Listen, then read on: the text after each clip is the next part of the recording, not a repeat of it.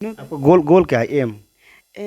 मेरा सिंगर मतलब best singer बनना? बेस्ट सिंगर नहीं, मतलब लाइक इंस्पिरेशन, मतलब लाइक सिंगिंग करके मतलब वैसे पहुंचना, लाइक दैट एक इंस्पिरेशन बनना है मेरे को भी, मतलब सिंगिंग करियर में आपका आइडियल कौन है? Idol Tentacion, triple X Tentacion and जूजल, माय फेवरेट।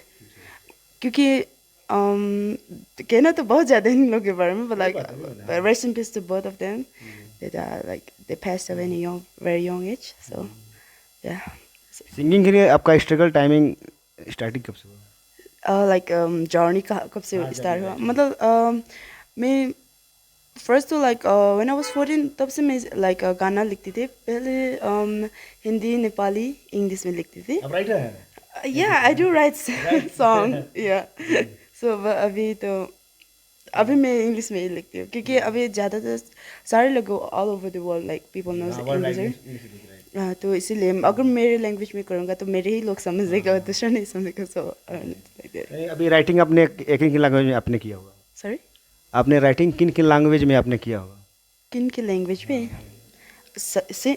सॉन्ग? तीन लैंग्वेज में ही किया है मैंने अभी तक, उसके बाद नहीं किया, आपकी मतलब राइटिंग पे कोई म्यूजिक एल्बम या कोई सॉन्ग्स रेडी हो? हाँ रेडी है।